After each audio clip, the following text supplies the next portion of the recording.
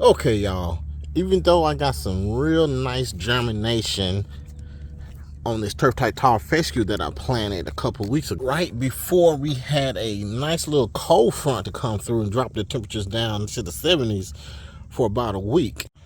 Then the temperatures jumped right back up to 100 degrees. Yes, this late we're still getting 100 degrees in Texas. So that means all my germination just literally halted, came to a stop. And I was left with trying to keep the seedlings alive that did come through. And we are still got some heat. I don't know when it's going to cool off. We may get something coming in next month. The long-term forecast shows a nice cool down, real cold cool down. And therein lies the problem. A lot of times in Texas, I have a hard time getting the turf type tall fescue to grow and germinate in the fall because we be so hot and then go to a freeze within the same month. So we have a situation where it's 100 degrees and too hot to plant seeds to where we get below freezing where it's too cold. And that's a problem. So that's why I'm going to pre-germinate the seeds. It's showtime. Because the weather is so up and down that I need to try to get this seed in here. I could try to put the seeds down and wait for the weather to cooperate, but it just does not give me enough time. So I have to pre-germinate the grass seed. When I say enough time, the deal is in the spring, you're trying to get your grass established before the extreme heat is coming. But at the fall time, you need to get your grass seeds up and established before the first frost. And that could be in Texas anywhere from October through December. As a matter of fact, one of those years that I was been doing this, we had a 100-degree day and a freezing day in the same month. So I need to get the seeds established. And another thing that getting the seed pre-established and get it growing and rooting very quickly is rain. When you get a lot of rain early on in the season, in the spring or in the fall, you have washout, and it's hard to keep the seeds on the ground or covered kind of evenly, so you get these bare spots. So what you're going to do is get yourself a 5-gallon bucket and get you a paint strainer. Just a real simple paint strainer like this right here. We want to get this, and we're going to drop our seeds off in the inside, and we're going to fill the bucket up with water. This is the grass seed that I'm using. This is a Titan RX brand. Has great heat tolerance. I'm going to use this and another heat tolerant seed, which is a Kentucky bluegrass. I'm going to mix this.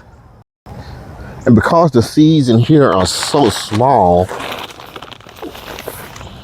see that?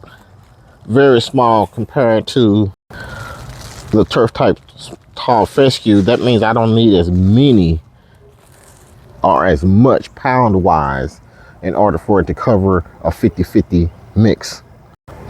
So we are going to mix in our grass seeds. I'm going to start with the fescue.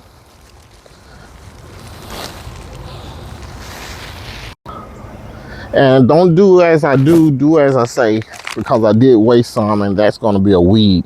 Fescue is going to probably grow up in this spot, but it's my Bermuda lawn. I easily get rid of it. I'm just doing this for illustration purposes. After you get your seed all in there, and because I'm using two types of seeds, I'm going to go ahead and mix all of this up.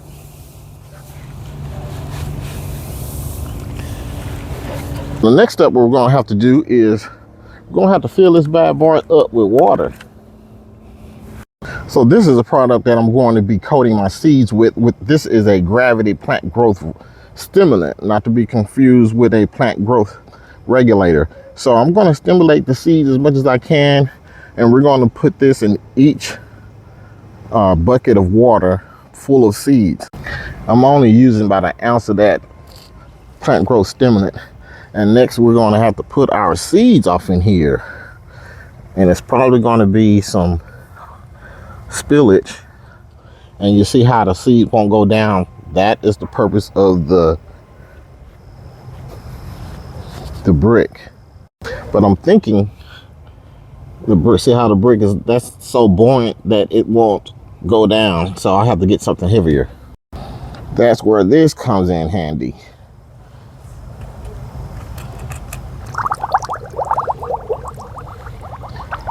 So this is going to sit here for about 12 hours. So I'm going to change this twice a day. It's about 8 o'clock in the morning.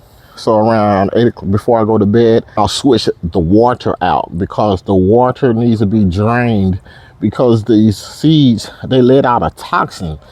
And if you let that toxin sit in there, the seeds won't germinate. So you need to pour that out. And when you do pour it out in an area that that's not grass, because it will kill your grass. That's how strong it is. So I'm going to use it as a weed killer, actually, to kill some of the weeds off in here. And this is something I'm going to set in my garage, and we're going to let this grow, and we're going to do this for about 4 days.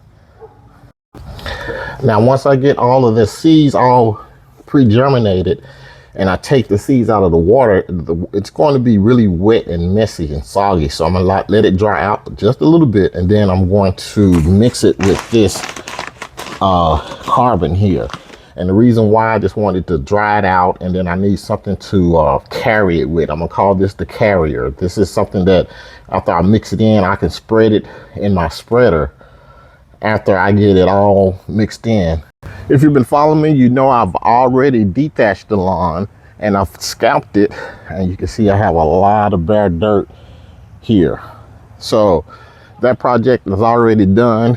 All I want to do now is add some organic matter. This is a step that's not necessary, but this is what I like to do. I like to add some organic matter to my soil.